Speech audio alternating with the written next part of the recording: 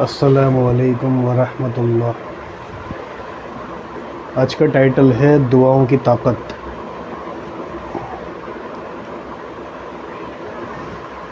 سب سے پہلے میں کچھ لوگوں کی غلط فہمی دور کرنا چاہوں گا جو آج کل ہر انسان کے دماغ میں ایک فٹ ہے کہ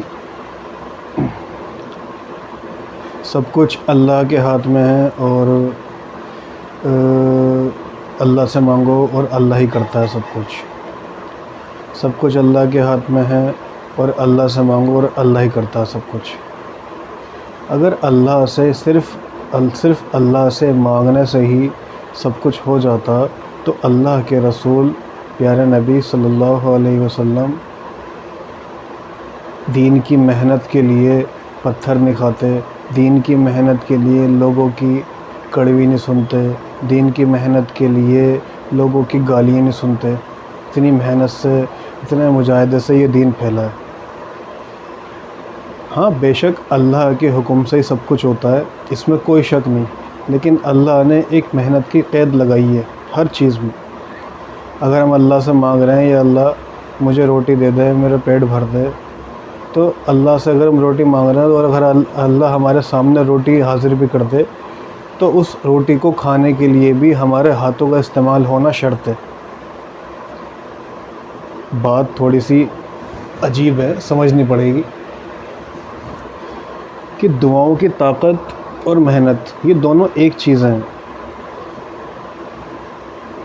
کہ انسان اگر ہم صرف یہ سوچیں کہ صرف دعاؤں سے، صرف دعا سے ہوگا تو یہ ہماری بے وقوفی ہے، اور اگر ہم یہ سوچیں کہ صرف محنت سے ہوگا دعا سے نہیں ہوگا تو یہ ہمارا گھمنڈ ہے۔ کیا مطلب؟ اگر ہم سوچیں کہ صرف اللہ سے دعا مانگیں اور کام ہوں گے تو یہ ہماری بے وقوفی ہے، لیکن اگر ہم یہ سوچیں کہ صرف محنت کریں اور اللہ سے دعا نہ مانگیں تو یہ ہمارا گھمنڈ ہے۔ تو دونوں چیزوں کا ہونا ضروری ہے۔ اگر ہم اللہ سے اپنی مغفرت مانگ رہے ہیں تو ہمیں اللہ کے سامنے رونا بھی پڑے گا، نماز بھی پڑھنی پڑے گی، قرآن کی تلاوت بھی کرنی پڑے گی، بہت ساری چیزیں عبادات میں ہیں جو ہمیں کرنی پڑیں گی۔ اگر ہم سوچیں کہ لیٹے لیٹے ہم اللہ سے کہتے ہیں اللہ مجھے معاف کر دے تو یہ ایک طرح سے دعا ہی ہے، لیکن اس میں محنت کا کرنا شرط ہے۔ وضو کرنا پڑے گا، پاک صاف ہونا پڑے گا، نماز پڑھنی پڑے گی، عاجزی کرنی پڑے گی، اللہ کے سامنے رونا پڑے گا، پھر اللہ کی مرضی ہے چاہے اللہ معاف کرے یا نہ کرے۔ ایک اللہ نے ایک محنت کی قید جوڑی ہے ہر کسی کام میں۔ اب اگر ہم یہ سوچیں ہیں کہ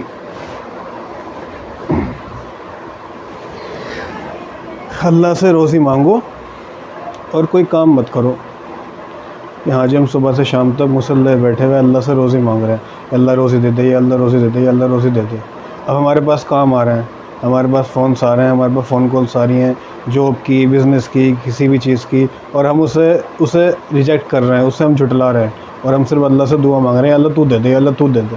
ارے اللہ پاک وہ جو کالیں آ رہی ہیں، وہ جو بھی کام آ رہا ہے وہ اللہ کی مدد ہی تو ہے جو تو اللہ سے مانگ رہا ہے۔